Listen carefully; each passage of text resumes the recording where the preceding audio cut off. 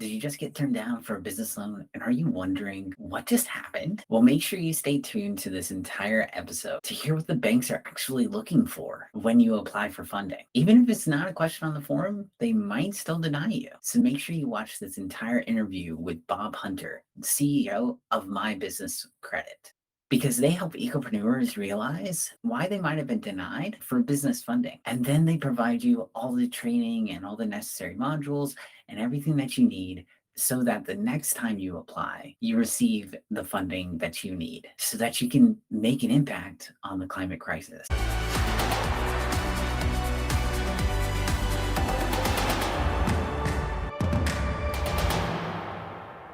Bob, thank you so much for coming on and joining the podcast today.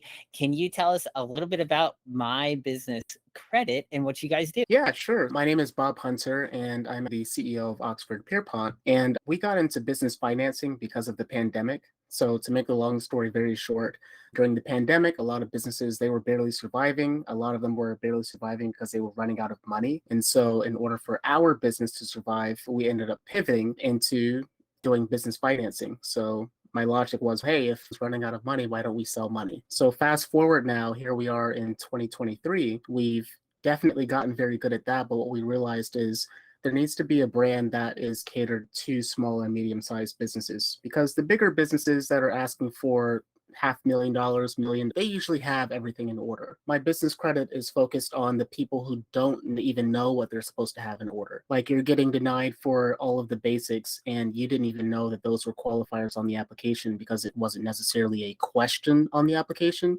And yet it was still an underwriting condition for whether or not you're going to get a loan. So that is what My Business Credit does. We focus on small and medium-sized businesses. We help them understand what that landscape looks like. We help them understand how to avoid being declined for a loan or whatever business funding they're looking for. And we just go from there. Definitely. And you guys also help if you do get denied, you say, okay, these are the reasons why, and this is how we can fix that, right? Yes, but we do try our best to avoid anyone even having to do an application in the first place. So we have this pre-qualification. It's all over our website. And what that's doing is it's just checking against all the common factors. Hey, here are the most common reasons the bank will say no. If you've got any of these, just go ahead and fix those before you go talk to any lenders, and then they deny you for these very reasons later. Yeah. Definitely. That's great. And what are some of those common things that people get denied for that you're able to say, okay, make sure you do this first? Yeah, you'd be surprised, because I was surprised, because it's not stuff that people tell you. For example, people wouldn't ordinarily think that, oh, my loan application got denied because I put a Gmail, or my application is getting denied because I'm running my business out of my house and I don't actually have a dedicated business address. Things that you think would have nothing to do with the actual running of the business, those are the things that the bank is looking at, because you got to look at it from their perspective. All right, put yourself in their shoes. We're supposed to give you money. Let's just say it's $100,000. Okay, we need to figure out very quickly whether or not you're going to pay that money back, or if you're going to be someone who is going to default on the loan. Little things like professionalism, things like, do you have a dedicated business address, meaning you're serious about this business? Are you sending people to a Gmail, or are you sending people to your name at yourwebsite.com? Do you even have a website? Do you have a phone number, or are you sending people just to your plain old iPhone and hoping that the calls don't get mixed in? It's little things like that make the bank feel better, because they've got to ask themselves, is this person actually going to give us the money back? And those are just the basics. Then it gets a little bit more complicated, things that are more related to the business, but still some people don't have. You'd be surprised how many people are taking their business money, so they're selling whatever their products and services are, but it's going into their personal bank account. Big no-no, okay? Or you will see someone who, they've got a business, but that money or that registration wasn't really done with the state. They didn't really go and get the EIN with the IRS. They're doing business, but they have not actually made it that far to the proper registrations. The bank doesn't want to give you money. So that's what we mean when we say basics. And then, of course, as we go up the scale, it gets a little bit more complicated. That's when we start getting into the credit. That's when we start getting into, all right, so good. You've got a dedicated address, you've got the phone number, you've got the email, you've got the website, you've got the bank account. But how much money is in that bank account? Because they're measuring something called a bank rating, which basically says, hey, are you keeping at least $10,000 revolving in your account over a 90-day period? So that's not all, there's 20, but Those are some of the things that we are talking about when we say pre-qualify before you even apply, because if we could have just told you, hey, these are the 20 things that the bank is definitely going to check. If you've got a no on any of these things, that doesn't mean that it's a deal breaker, but that means for every no you have, that conversation is definitely going to get harder and harder. So fix the stuff first, then apply. That's what we do. That's great. And what do you say is, I guess, for all of those like qualification things that you assess of yourself before trying to apply, what would you say, how long does that process usually take for someone to go through that? Yeah, so it depends on what part of the process, because there are some things that you could have fixed in a day if someone just told you to fix them. For example, getting the address, getting the phone number, getting a website, getting an email, all that stuff you could have knocked out in an 8-hour workday, right? But then there are some things that you have no control over for the time. For example, if the bank wants to see 90 days of bank history, 90 days have to pass. If the bank wants you to have been in business for 2 years, there's nothing you can do about that until 2 years have actually passed. Or if it's something more complicated, the bank wants you to have a certain credit score, which would be at least a 650 or higher, ideally 680 to 700. You can't just go fix your credit score overnight unless you go do something shady and get one of those trade lines that you go buy someone else's piggyback credit, and don't do that. But for the normal person, no, you're not just going to go fix your credit overnight. To answer your question, there's some things that you can fix right away. Then there are other things that will take more time. And for the ones that take more time, it's really a matter of how much money are we talking? Because if we're talking less than $100,000, you probably could have gotten by without those things that may take longer, like the 2 years in business or the 90 days of history and all that. If you're talking something that's over $100,000, yeah, they want as many things to be in line as possible. Okay, I got you. And in terms of how you help businesses kind of go through this process, are you saying, okay, here are the check boxes? Do you have any training modules involved, or is there anything more in depth than just, okay, here's the checklist, get these done? So we do actually offer a business credit building course. We are redoing that entire course because if anyone's been on our website, you'll see there's all these very awesome animated videos and they're very easy to understand. And so I want our entire approach to be like that, just because I think a lot of people get bogged down with all the technicalities of business finance. So serious. I just want it to be easily explained so that someone will actually finish it. And we're going to be giving that course away for free. The course that we had, it was $497. And then we also offer one-on-one coaching where someone will literally hold your hand through the process for a year. But the new one is going to be completely free for people.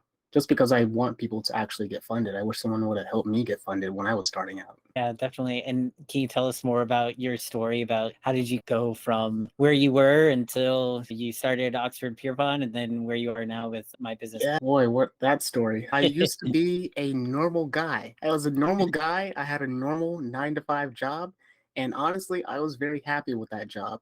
Things outside of my control, mainly my sickle cell. I have sickle cell disease, blood disorder. So that reared its ugly head and ended up having a stroke that took this eye, so vision in this eye, deaf in this ear, blind in this eye. I lost my job over it. So I had this cushy job, had my wonderful office and all that stuff. I never would have left that job, but it was a blessing in disguise. End up losing my job, knee-jerk reaction to figure out how we're going to pay the bills and stuff, start a business, basically doing all the stuff I'd been doing at the job. I thought I was going to get another job, to be quite honest. I did not think I was going to be doing business stuff. I thought I was just going to be, okay, I'm just going to do some freelancing on the side until I managed to find another job to replace my income. And here we are now. That was all the way back in 2016, and now it's 2023, and still not only at it, but doing quite well. That's how that happened. That's really great. And this is in disguise for sure. It was because that was April that I ended up losing my job. It was April 4th of 2016. So I lost the vision February 29th, leap year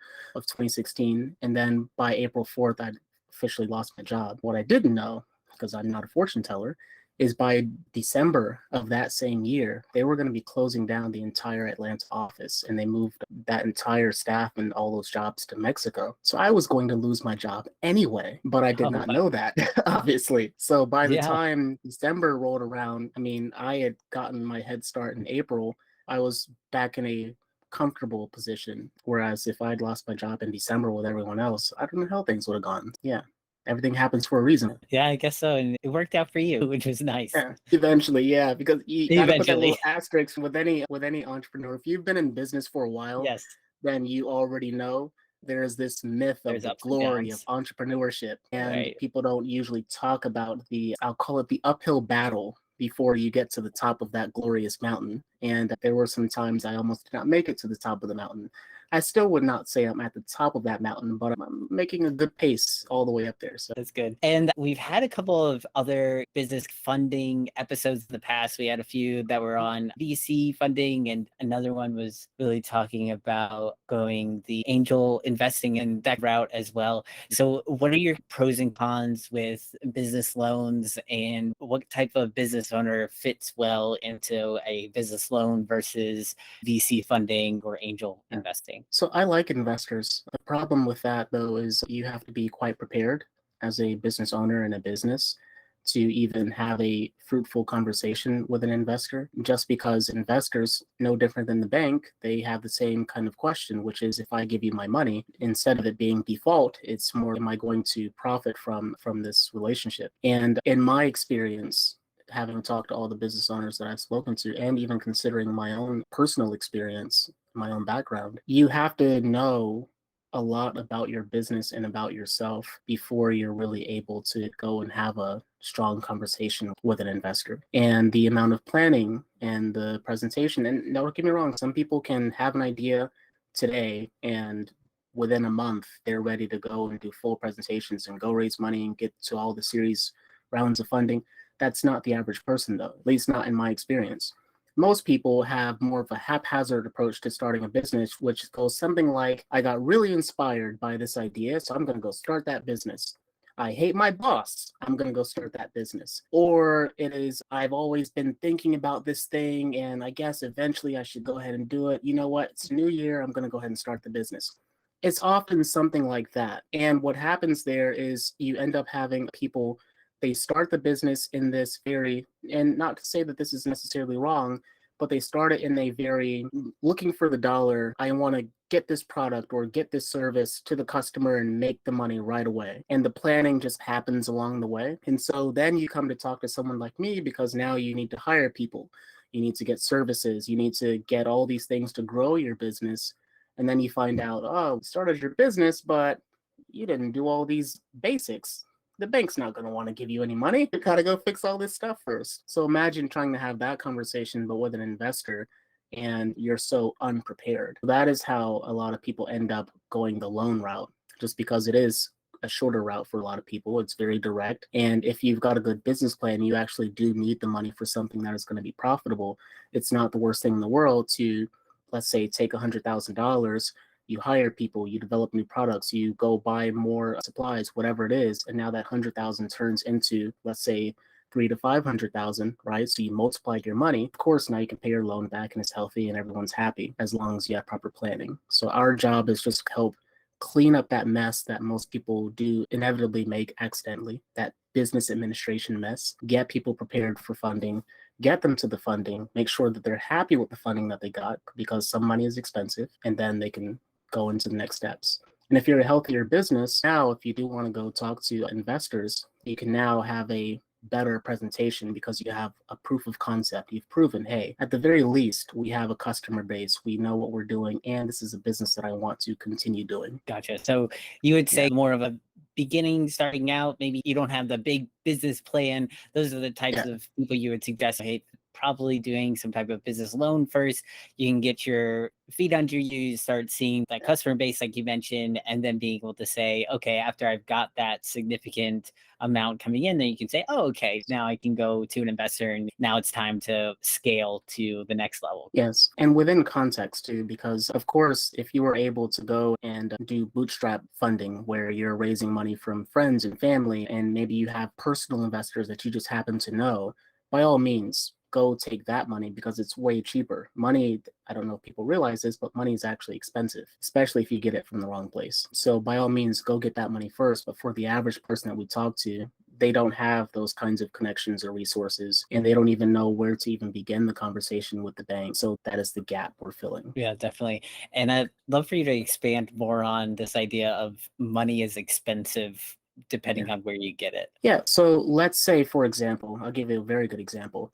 Let's say that the ideal credit that they asked for from the lender was 680. They said, hey, we need you to have a 680. We'd also like you to have at least $10,000 in monthly recurring revenue, right? So you're able to show you've got some business and you're able to show you've got good credit. You maybe have $5,000 and maybe your credit score is 620. Okay, so now you're having to make concessions here. Now the bank asked for 680 and $10,000. You do not have that. How is the bank supposed to guarantee their loan? They're going to charge you more interest. That's one way. Or they'll give you one of those repayment terms where it's like, you'll have to pay every month and we'll withdraw the money from your account. Or they'll give you lower payments, but they'll stretch it out over a longer period of time. So by the time you're done paying, you paid way, way more than the loan actually was. Not to mention all the interest that accumulated along the way. So that's what I mean by money is expensive. That you have to really do that mental calculation, not even mentals, basic math of, hey, if I'm supposed to be getting this much, how much am I going to end up paying back when it's all over? That is the expense that we're talking about when we say money is expensive. And that's not even just business loans, that's loans in general. If you go buy a car and the car is $100,000, but by the time you're done with it, you've paid $150,000, that money, that $100,000 that they gave you, costs an extra $50,000 for you to acquire it. Or if we tell you looking for a 680 credit score, you've got a 650. We tell you just wait, just go spend some time, go talk to a credit repair person, go get that extra 30 points, because now your interest rate will be lower. You're like, no, I need the money today. Now that money is going to be expensive, because if you couldn't pay with time and patience, you're going to have to pay now with money in the form of a higher interest rate. So that is what I mean when I say money is expensive. Yeah, and that also comes into consideration if you're thinking about going for other types of funding as well. So like a business loan versus going to a VC or going to a angel investor, things like that. They're going to be expecting a certain amount of return. So from your business, so you might receive the business loan, which is going to cost you say 10%, 7% or something like that over the time, the course of the loan. A investor might be expecting a 16 or 17% return in 5 years. So you got to look at how much do you expect to grow in 5 years, and would it be cheaper to pay the business loan and that interest versus an interest of the other who's expecting so much more. So exactly to it play too. And to put that in context for people too, because there are always pros and cons to most parts of life, right? So sometimes, and there are these situations where it was worth it to take the expensive money and take it now because you believe so strongly in your idea and in your business plan and in the team that you have around you, that taking that one-time block of expense is going to be worth it because you need to act now. Maybe it's an opportunity that you're taking advantage of, maybe certain connections or whatever it is that creates that urgency. And then sure enough, you did the things that you said you were going to do. You go now, you do triple or quadruple or how much ever your money. And sure, you had to pay back way more than you probably would have if you had just waited. But now you're in a better situation where going forward, you don't even necessarily have to take that type of loan again. In those cases, it's worth it, right? So each business owner, you've got to do a cost benefit analysis for yourself. What I mean by cost benefit analysis is what are the pros, what are the cons, and which side ends up weighing more. And if the pros end up outweighing all of those cons, then fine, take the expensive money, but at least be aware of the fact that the money wasn't indeed expensive. Yeah, definitely. Because you might be thinking, oh, we're going to be able to maybe buy out this other competitor they're trying to sell. And if you don't buy them out at a certain time, then somebody else is going to come in and buy them. You know, you're competing for that acquisition. And if you don't get that acquisition, then, you know, it goes to your competitor, which could be even worse for you. So it might be that, okay, we need that money now, or you're trying to buy some type of product to be able to hit the market before your competitor hits the market with a similar product. Those things definitely come into consideration as well. I think that's a good point to bring up. For sure. Yeah, as long as the decision is not made in ignorance. So that's the biggest thing. You knew what you were getting into and it was a sound decision. Yeah, definitely. And what would you say is the biggest struggle that you see for small businesses trying to get business funding? For small businesses, the biggest one is undercapitalization because so many other things are related to that. So, for example, you might need consulting, maybe you need marketing, maybe you need a better website, maybe you need better people, maybe you need better equipment. You could need a number of things. All of those things are usually attached to $1, all right? If you had just had the money You could have gotten that improved website. You could have paid the consultant who can tell you what you need to do here. You can afford to have not just better staff that is paid very well and is now committed to the job. Or if you had to get certain supplies, maybe you can get a better deal on those supplies because you're able to buy in bulk. All of these things come right back to the capital that your business actually has. And so undercapitalization is a huge one to me. And it's 90% of businesses, they're not even going to make it for the first 5 years, right? Year 5 comes and they're not still in business for one reason or another, but that reason often has something to do with not having enough money. And to take that argument a step further, having a strong credit is almost more important than having access to just the money, because so many things depended on the credit score. And there's that huge myth out there that says, oh, you can just go get an EIN and you won't have to put your social down on anything. And no one's going to ask you for a personal credit check. No, that's not how it works. And so I meet a lot of business owners where they've not really cared for their personal credit, thinking that they're just going to go build business credit. That's going to be the final determining factor of everything. And then they'll be able to get all the money that they need just through their business. Eventually, that story is true. But for the average person, there's so many things that the bank wants you to have before they're willing to give you money with no kind of personal guarantee, that the average person shouldn't even be factoring that in as a possibility, at least not early in the business.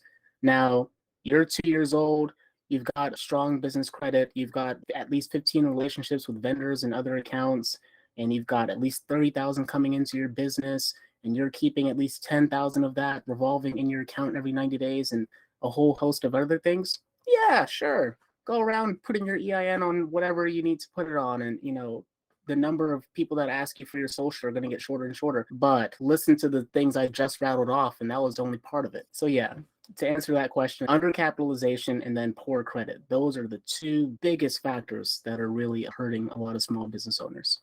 Gotcha. And you're really hoping that through My Business Credit, you can help business owners to overcome those challenges. We can at least help people get the information that they need. And not to reinvent the wheel here, because it's 2023. Just about everything that you could possibly want to know is either on Google or YouTube, or both. Google, YouTube, same company anyway. The issue though is sorting through all of that, right? Finding the needle in this enormous haystack of information. So I wish that I personally had someone that said, hey, do this, then do that.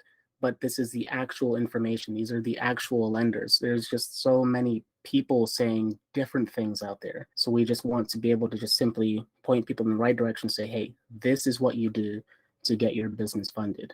And we genuinely are just wanting to get people funded. That course that we're building, you could easily sell it for about $1,000, but you're coming to us because you need money. So maybe we should just give you the course. Is it expensive to make such a glorious and gorgeous course that we're making? Yes, it is.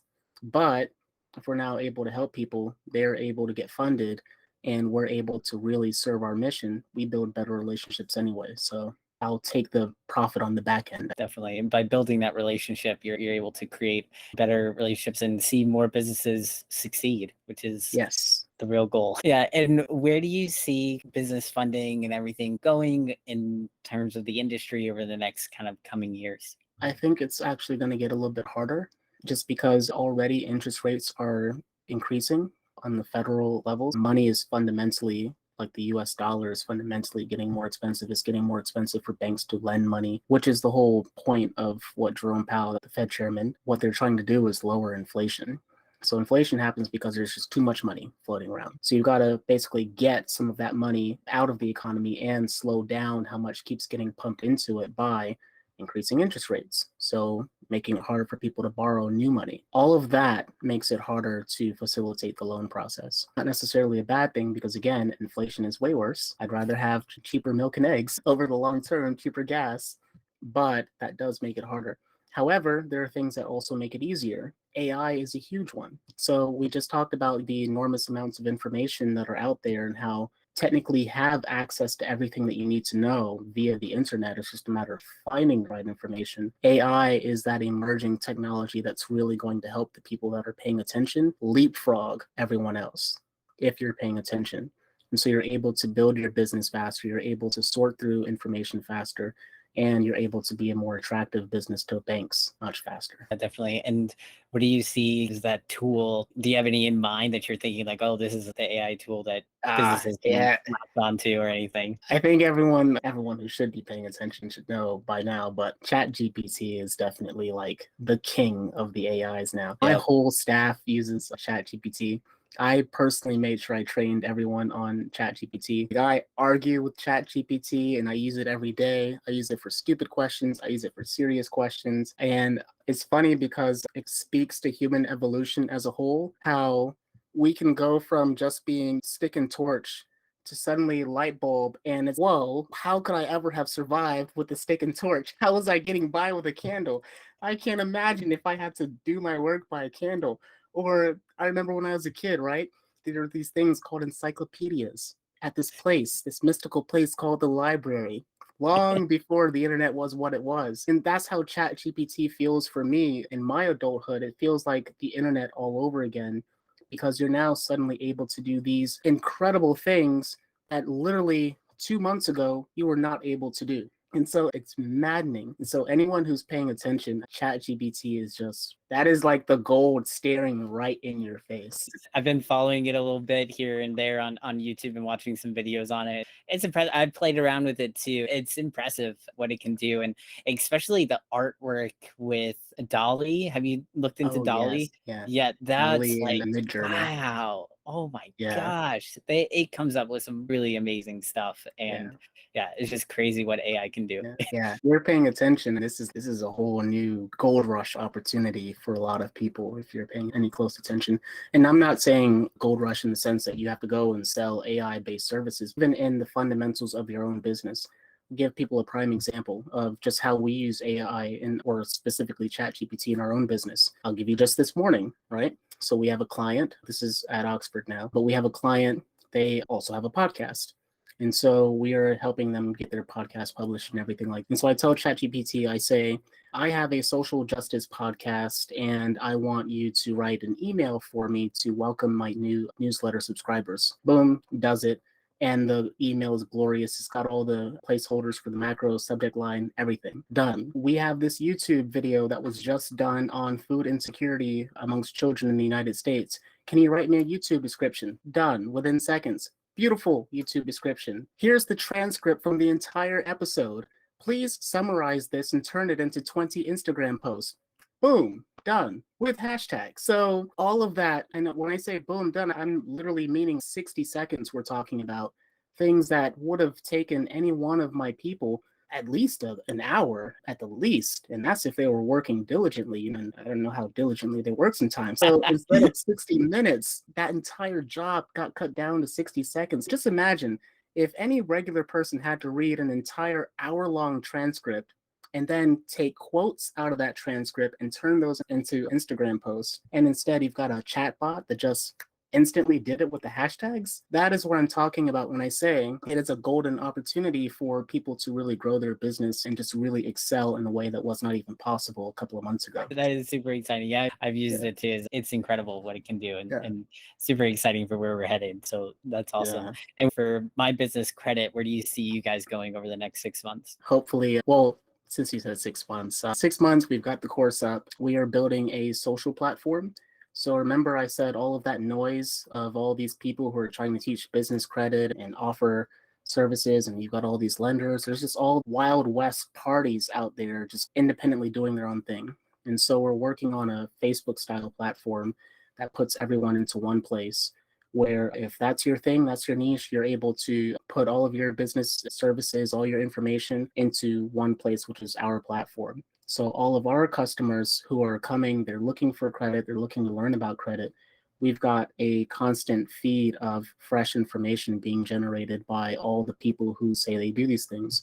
All the lenders who want to talk about their loans, everything is in one place for them, in addition to the training course that we're going to give away for free. And just a lot of other resources. All that stuff is on there. This next that's 6 awesome. months, next 90 days, really. Yeah. No, that's exciting. And I like asking this question because I get a lot of very different responses, and it's just really interesting to see what different entrepreneurs are learning. So what are you currently learning right now? Ooh, so since this has to be maybe since 2015, 2016 maybe. I've read about 10 articles every single day. I use Flipboard to facilitate that. Just because, and I tell my kid this all the time, only stupid people know everything. If we had to go over what I'm like just currently working on or what I'm currently learning about, I'm learning about new cancer treatments. I know that probably seems random, but I really like learning about stuff like that. So future technologies.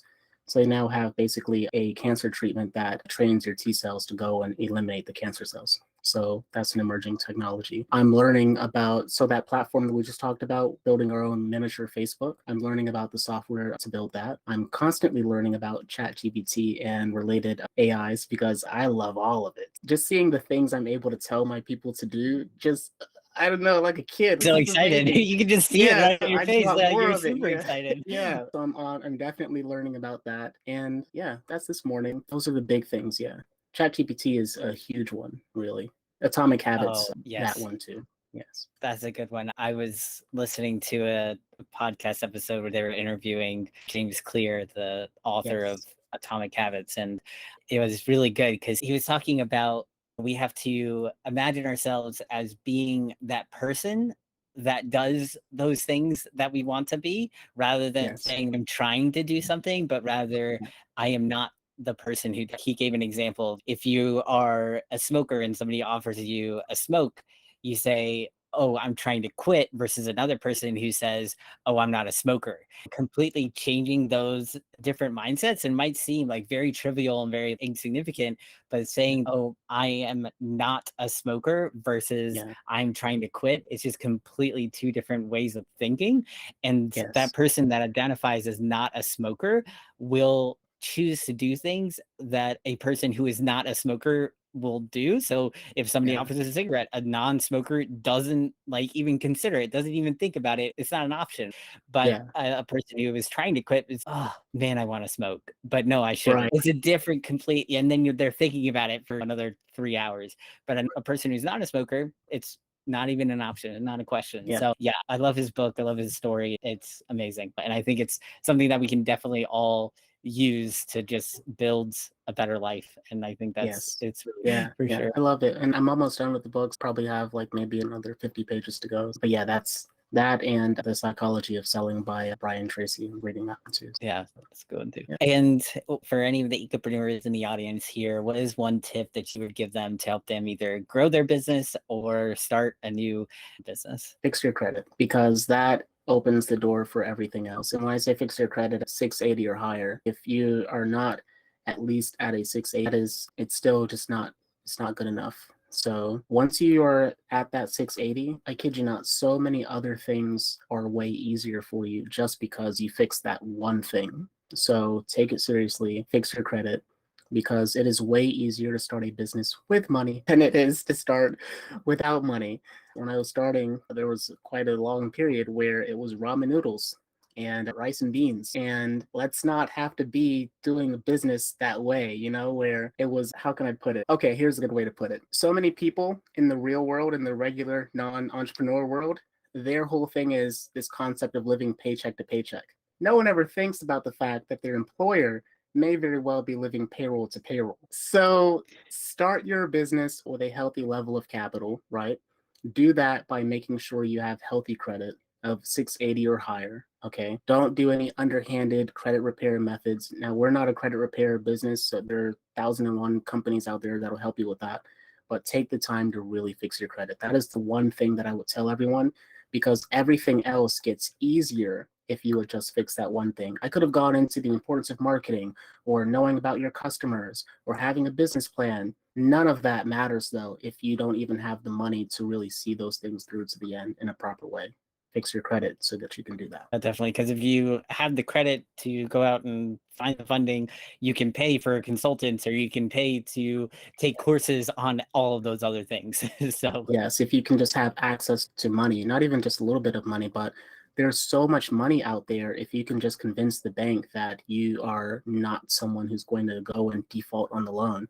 There's this running joke. The bank likes to give money to people who don't need it. So you can help strengthen that argument by just simply having solid credit, showing that you are a healthy business once you're getting into the whole business credit side of things, and showing that you know how to use your money and so on. And you can continuously get access to millions of dollars. They will give you the money. It's kind of their job. You just have to convince them that you're the right person. So start by fixing your credit. Yeah, definitely. That's great. Great tip there. And if anybody wants to reach out to you, learn more about what you do, learn more about Oxford Pierpont or My Business Credit, how can they get in touch with you? Yeah, please visit mycredit.com. I paid extra money for that domain just so that it would be easy for people to remember. So definitely go to mybusinesscredit.com. It is a service of our bigger company, which is Oxford Pierpont, and you can learn more about that. We do business development. We basically focus on all the stuff that happens after you have funding. That is a good way of explaining what Oxford does. And if you Google Oxford Pierpont, they know who we are. We have the first 2 or 3 pages to ourselves. Good. You did Those well are with the that two easiest SEO. ways. Yeah, for a while we were an SEO company, so I guess I should know how to do a little bit of that. You definitely should. Yeah. That's great. Bob, it's been so great having you here on Green Business Impact. I've had such a great time talking to you. Loved Thank you. exploring all the things that you're into and what it takes to build good business credit and really helping ecopreneurs and other entrepreneurs who are small business owners trying to make it through the world throws at us and make this world a greener place. So thank you so much for joining us on the call. And I Thank you for having hopefully me. will have you back on another day and you'll be able to tell us about how your awesome social site is going and Yeah. how the course is going, how it's helped a bunch of people be able to go from there. So yeah, thank you so Right. much for coming on. Thank you for having me. It's been a pleasure. And final takeaway, if I just had to say one last thing to everyone, definitely do not be discouraged in your business because it is hard. It is definitely hard if you do not have a plan, if you don't have good funding. But if you just fix those basics, business is really a pleasurable experience. And there are so many rewards at the end of it. So hang in there, fix your credit, and have fun. Bye, everyone. And if you enjoyed this interview with My Business Credit and Bob Hunter and how they are helping small business owners understand what they need before they go to try to apply for a loan and allow them to succeed in receiving a business loan once you've completed all the necessary steps and you're interested in understanding what other options are out there, especially in terms of angel investing, then I invite you to check out this interview with Funder. They're creating a platform that connects investors to startups, and it does so much of the heavy lifting in terms of vetting on both sides, making sure investors are vetted to actually invest in startups, and for startups having their deck vetted and everything else so that investors have an easier time so that they can easily just match them all through the platform. So make sure you check out this interview with Funder.